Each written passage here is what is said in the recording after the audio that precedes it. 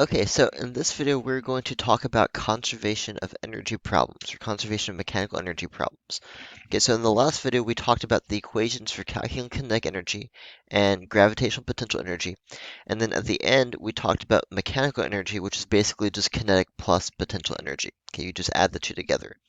Now, here's why we care about mechanical energy. The reason is because in certain situations, the mechanical energy of a system is conserved. Okay, we've seen that word conserve before. Conserve means stays the same. Okay, we've been talking about how like conservation of energy is a thing since the beginning of this unit. Energy, like overall energy, is conserved, meaning it remains constant. Okay, so the total amount of energy doesn't change, but it changes from one form to another form. Now, in situations where there is no friction, okay, it's bolded and underlined, mechanical energy is also conserved. Okay, if you do have friction, the mechanical energy is not conserved because some of the energy becomes thermal energy. We've seen that before. So like total energy is conserved, but mechanical energy is not. And so what this means is that the mechanical energy at the beginning of a problem and the mechanical energy at the end of a problem have to be equal to each other. Okay, and so what we're going to do is basically at this point, we're going to combine everything we've done up to this point in order to solve calculation problems. And this is where it gets a little dicey. So we're going to do lots of examples and practice problems so that you get the idea of how to do these calculations. Okay, so here are the basic steps to solving conservation of energy problems. All right. First of all, you look at the problem. Most problems have like a beginning and an end, and you identify what type or types of energy the object has at each point. Now, how do you do that? Well, you go back in your notes to that energy checklist that we've been using, and you just go through the checklist at the beginning and you go through the checklist at the end to figure out what type or types of energy the object has at the beginning of the problem and at the end of the problem. Next, you write out the conservation of energy equation for that situation. Okay, so on the left side, you'll have all the energy at the beginning, and on the right side, you'll have all the energy at the end of the problem, and they should be equal to each other because energy is conserved. That's the key concept in this unit. And then finally, you're going to go back to your energy equations to plug in and calculate whatever the problem tells you to calculate. Okay, so make sure you write those down. Make sure you have your energy checklist handy from before, from past units, from past videos. If you don't have that written down in your notes like you should, you can go back and look at the PowerPoint notes, and they're definitely in the PowerPoint notes. Okay, so we're going to take a look at example one and see what one of these calculation problems look like. These are kind of like longer problems, and so just kind of keep in mind that you really need to understand the concepts behind how to do these problems, and you need lots of practice. Okay, so pay attention and see what I do carefully. Okay, so the problem itself is on the right side. On the left side, I put those three steps just to help guide you because this is the first example. Now, if this was like a test or something, I wouldn't have these three things off to the side. Okay, this on the right side is just the question itself. Okay, so this is what you would be given. So the problem says a 40-kilogram child slides down a 12-meter high hill, starting from rest at position A and reaching the bottom of the hill at position B. Assume that the hill has no friction. Okay, so before we look at the questions, let's do the three steps on the left side. So step one says identify what type or types of energy the object has at each point. So imagine the hill. Okay, the top of the hill is point A, and point B is the bottom of the hill. Okay, so what type or types of energy does the object have at point A? So let's go through our mental checklist. Is the object moving at the top of the hill? Okay, read the question carefully. It says starting from rest. Okay, so no, the object is not moving at point A. That means no kinetic energy. Is there a spring or rubber band? No. That means no elastic potential energy. Is there height above the ground at position A? Well, yeah, because it's all at, I mean, the child is on top of a hill. They're 12 meters off the ground. So yes, there is height above the ground. That means there's gravitational potential energy. Okay, is there friction? The problem says there's no friction, um, and there's also nothing to indicate work being done. Okay, so I can't draw an E. That should be EG. So the only energy we have at position A is EG, gravitational potential energy. Then we do the exact same thing for B. Okay, we run through our mental checklist. By the time the child is at the bottom of the hill, are they moving? Well, yeah, because they just slid down a hill. So that means they have kinetic energy. Is there a spring or rubber band? No. Is there height above the ground? Not at the bottom of the hill, there's not, because it says they reached the bottom of the hill at position B. So at B, there's no more EG. Is there friction? No. Okay, so that means the only energy the child has at the bottom is EK. So what does the conservation of energy equation look like? It looks like EG equals EK. That's it. Okay, so now we use our energy equations that we learned in the last video to do some calculations. Okay, so looking at the problem, the first thing says calculate the gravitational potential energy at A and B. So gravitational potential energy is EG equals mgh. Well, right off the bat, there is no gravitational potential energy at B. I already figured that out. So one of those answers would be 0. Okay, the gravitational potential energy at B would be 0 because there's no height above the ground. So at A,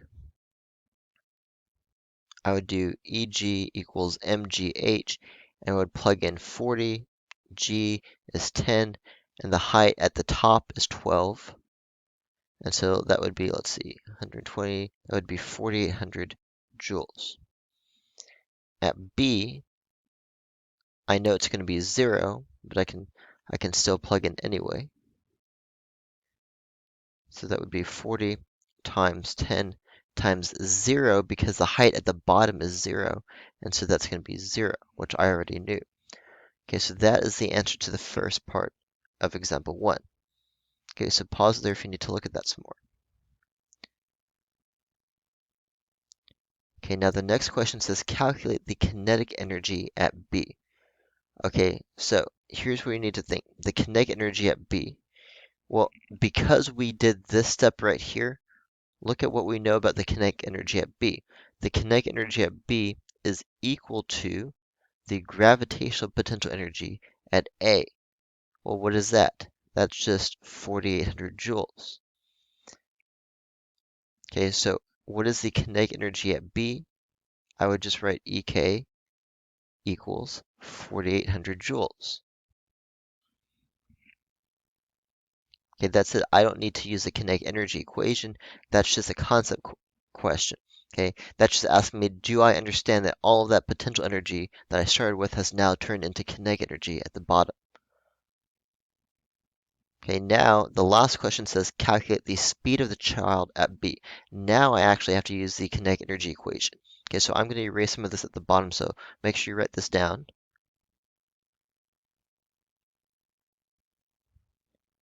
Okay, so if I want the speed, now I actually have to use the equation for kinetic energy, which is 1/2 mv squared. Okay, so EK equals 1/2 mv squared. EK equals 1/2 mv squared. And I know EK at B is 4,800 because I just found that. That's equal to 4,800. So 4,800 is equal to 1/2 times the mass, which is 40 kilograms, times V squared, which is my unknown. Okay, so now I want V by itself. I can simplify.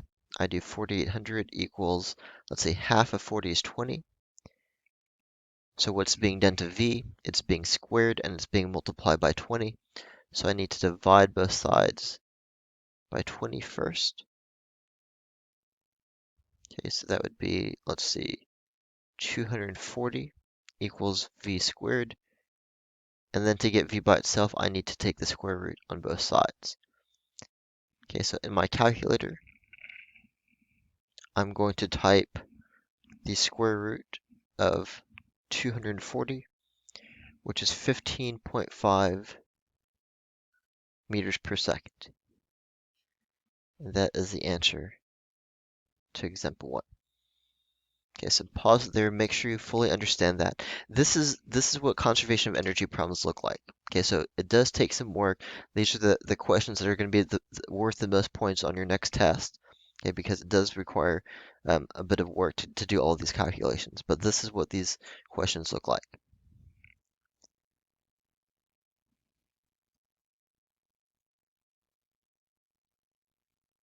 Okay, so now I want you to see if you can do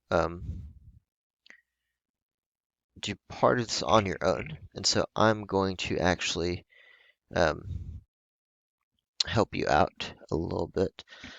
Okay, so this is example 1.5. So a 30 kilogram child on a sled is traveling at 4.7 meters per second towards the hill. When she reaches the bottom of the hill, she slides up the hill before eventually coming to rest. Assume that the hill has no friction. Okay, so what that means is that it's basically like rather than starting at the top and going down towards the bottom, that means she was already like moving and then she hits the bottom of a hill and slides up the hill. Okay, so it's basically the opposite situation that we had before. Okay, so I want you to try to answer the questions on the left first. I want you to identify what type or types of energy the object has at each point. I want you to write out the conservation of energy equation for the situation. I want you to do those two things, and then after that, we'll talk about how to do number 3. Okay, so try to do that right now.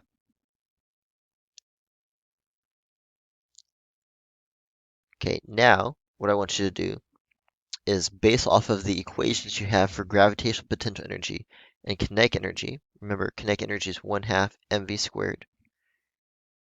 Gravitational potential energy is mgh. Okay, now I want you to try to answer the first two questions. I want you to calculate the kinetic energy at the bottom of the hill, and then I want you to calculate the gravitational potential energy at the top of the hill. That should say hill. I think I have a typo.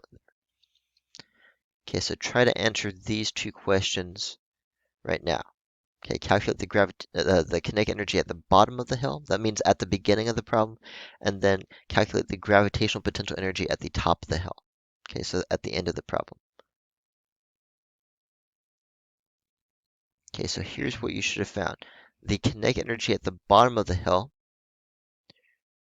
so that means at point A basically, would be 1/2 times the mass, which is 30 kilograms, times the speed squared, which is 4.7 squared.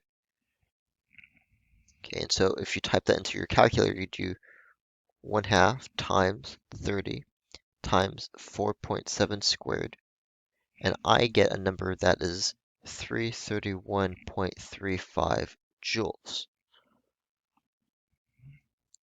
Okay, now here's what you should have answered at the first part of this problem.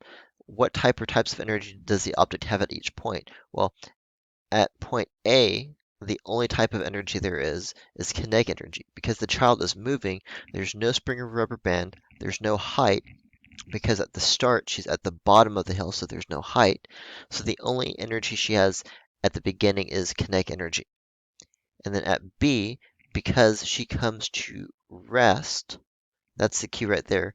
That means at the end of the problem she stops. That means there is no kinetic energy. Okay, that means the only type of energy is going to be gravitational potential energy. There's no spring or rubber band, so there's no elastic energy. There's no friction, so no thermal energy is produced. Okay, so your conservation of energy equation should look like this: EK equals EG. Okay, so now that we know what EK is at the bottom of the hill, that's 331.35 joules. The gravitational potential energy at the top of the hill, we're not using this equation, we're using this equation. Because I know this number already, that means this EG is the same value. That's also 331.35 joules. Okay, so when it says calculate the height reached by the child, this is now where I go to this EG equation. Now I know EG is 331.35, and that's equal to mass, which is 30, times G, which is 10, times H, which is the height, which is my unknown. Okay, so I can simplify that. I get 331.35 equals 30 times 10 is 300, and the 300 is multiplying H, so I need to divide both sides by 300. Boop. And so the final answer to the question is going to be 331.35 divided by 300, which is 2.2 meters. Okay, so that is the answer to example 1.5. Okay, so pause there if you need to look at that some more.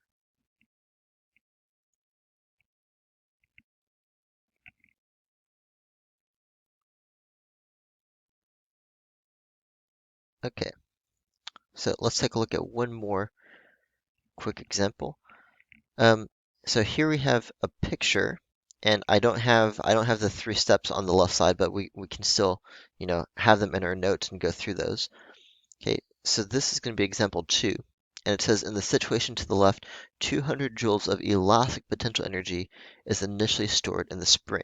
Okay, so we can see the picture that this little car is like up against a spring over here, and it's pulled back, and then it's let go, and it pushes the car, and then the car goes up a hill, or it goes up like a little loop. If the 8 kilogram toy car reaches a height of 0.8 meters at position B, calculate the kinetic energy and speed of the toy car at position B. Assume no friction on the track. Okay, so like any problem, you always want to start with what type of energy does the object have at each position. So at A, let's run through the scenario. Okay, at A, is the object moving at A? Well, no, because the spring is pulled back and then it's let go, so it's not moving at A yet. Is there a spring or rubber band? Yes. Okay, that means there's elastic potential energy, EE. Is there height above the ground at A? No. Is there friction? No. Okay, so the only type of energy we start with is EE. Then we go to B and we go through our checklist again. Is the car moving at B? Well, yeah, because it's going around a loop. That means it has EK. Is there a spring or rubber band? Not at B. There was at A, but not at B. Okay, so there's no EE anymore. Is there height above the ground? Yeah, because look at the picture at B, it's like at the top of a loop. That means there's EG. Okay, and there's no friction, so there's no thermal energy produced. Okay, so what does our equation look like? Our conservation of energy equation looks like this. EE equals EK plus EG. Okay, so now let's look at the actual question. We know that 200 joules of elastic potential energy is initially stored in the spring. That means that we know that EE is 200. We also know that the mass is 8 kilograms and the height is 0.8 meters. Okay, and so we're asked to calculate EK. So let's think about this. If I want to know EK and I know EE, that means before I can find the kinetic energy, I have to first find EG. And I can do that because I have the equation for EG. EG equals mgh, and I have the mass, I have G, and I have the height. Okay, and so that's going to be 64 joules. So if this is 200 and EG is 64, okay, then I can just subtract 64 on both sides. Boop. And I get EK equals 136 joules. So when the question says calculate the kinetic energy at position B, boom, I'm done. Now, what if I want to find the speed? Okay, now I have to use the equation for kinetic energy, 1/2 mv squared. I can plug in for EK, that's 136, equals 1/2 times the mass, which is 8, times v squared. I want v by itself, so I need to simplify. Half of 8 is 4. The 4 is multiplying my v, so I need to divide by 4. Boop. And that's going to be, let's see, 68. That's going to be 34. Okay, so 34 equals v squared. And then my last step is to take the square root on both sides. Okay, so here are my answers to the question. EK was 136 joules. And then, let's see, I'm going to do the square root of 34 in the calculator. And I get 5.83 meters per second. Okay, so that is it for example 2. Okay, so in this video, you've seen 3 full-length examples with conservation of energy. They are kind of longish, okay, but hopefully you saw enough to get a good sense of how to approach these problems. Okay, so now you should be able to do your practice assignment related to conservation of energy problems. I would say this is probably one of the hardest things in this unit. Okay, so definitely make sure you get your practice done. Okay, as always, please let me know if you have any questions, and I'll see you guys in the next video.